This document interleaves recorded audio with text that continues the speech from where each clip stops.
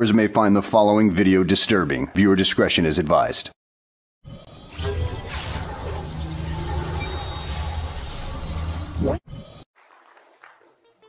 In 1993, a group of military advisors to this project and I met out in the countryside in Virginia. And we decided that it was time for civilians, military, intelligence, and other people to come together to disclose the truth about the subject which is called UFOs.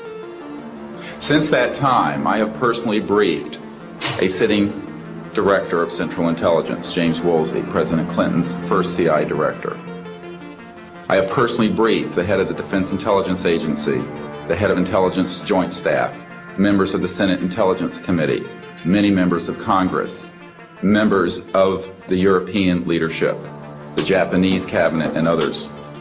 And what I have found is that none of them are surprised that this is true, but they are uniformly horrified that they have not had access to these projects.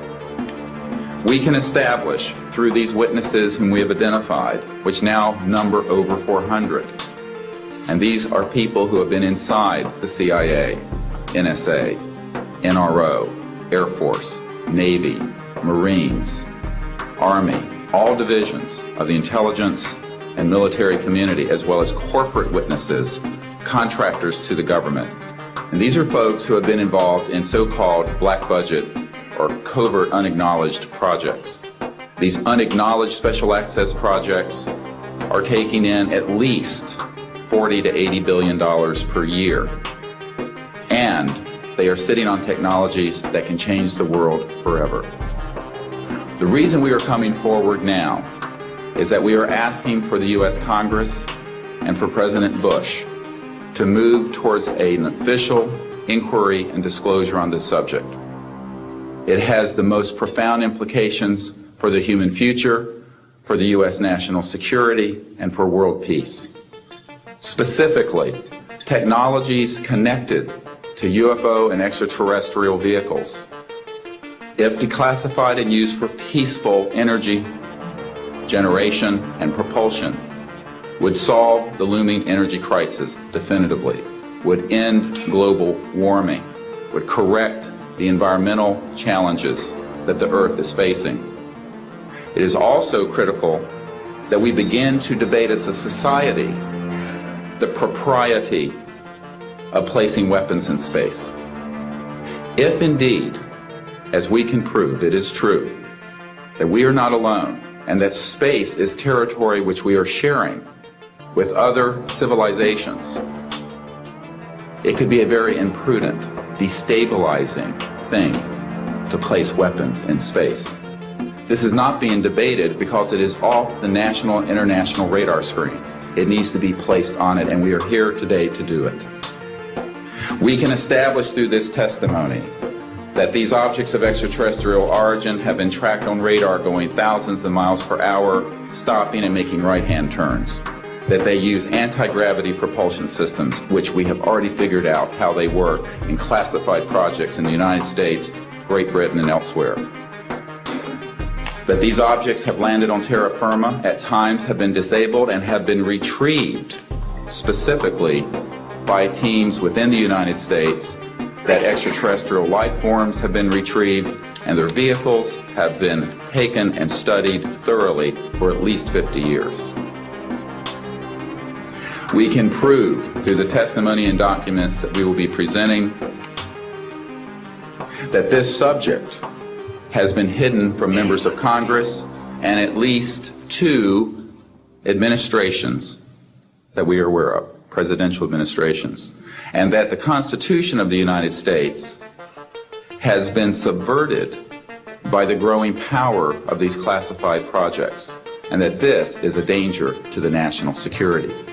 There is no evidence, I wish to emphasize, that these life forms from elsewhere are hostile towards us. But there is a great deal of evidence that they are concerned with our hostility. There are times when they have neutralized or rendered inert the launch capabilities of intercontinental ballistic missiles. Witnesses here today will describe those events to you.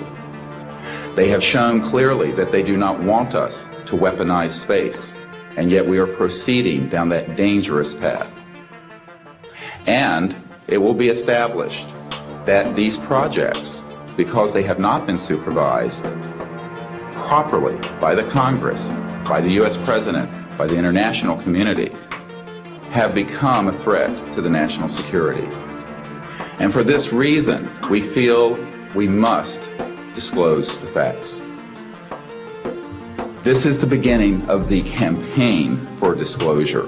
And in a memo that I wrote to President Bush last week, I've stated that this campaign will persist until our goals are met, and they are as follows: that we have open, honest hearings on the subject in the U.S. Congress, that there be a permanent ban on the weaponization of space or the targeting of any objects of extraterrestrial origin, that there be a full and complete study of classified technologies connected to this subject to see how they could be properly declassified and applied for peaceful energy generation so that the world may get off of fossil fuels in enough time to prevent greater ecosystem damage or war over the looming energy crisis, which is sure to sweep the earth in the coming decade.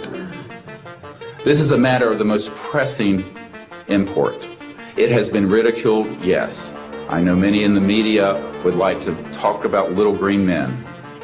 But in reality, the subject is laughed at because it is so serious. I have had grown men weep who are in the Pentagon, who are members of Congress, and who have said to me, what are we going to do?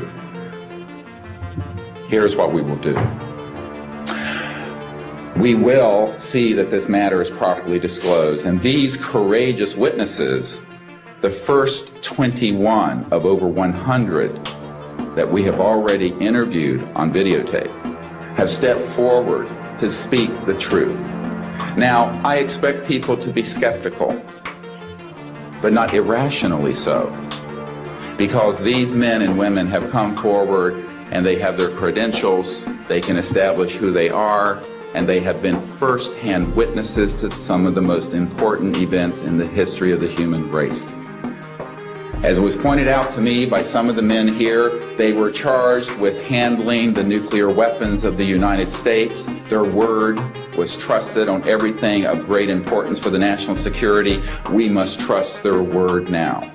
As Monsignor Balducci said at the Vatican, in an interview I had with him recently, it is irrational not to accept the testimony of these witnesses. So please be skeptical, but that is not the same as prejudiced and closed-minded. This is a matter of great importance, and I ask the media, the scientific community, and the political community to look seriously at this matter and to do the right thing for humanity and for our children. We have available for the media and for members of Congress a nearly 500-page briefing document with transcripts from dozens of these top-secret witnesses. We have a 4-hour videotape summary, it's not a commercial product, I'll warn you, from this project of the 120 hours that we have in interviews so far. They've been boiled down to 4 hours, and it's available for the Congress to review and for the major media to review. We can establish that this subject is real and has tremendous significance for the human future. I ask on all of you who are listening to contact the members of Congress that represent you and the leaders around the world and other countries and ask them to hold an honest inquiry into this subject to support a ban on weaponizing space, since we are sharing space with other life forms, and that we move quickly as a people to understanding that this is the end of the childhood of the human race. It is time for us to become mature adults in the cosmic civilizations out there.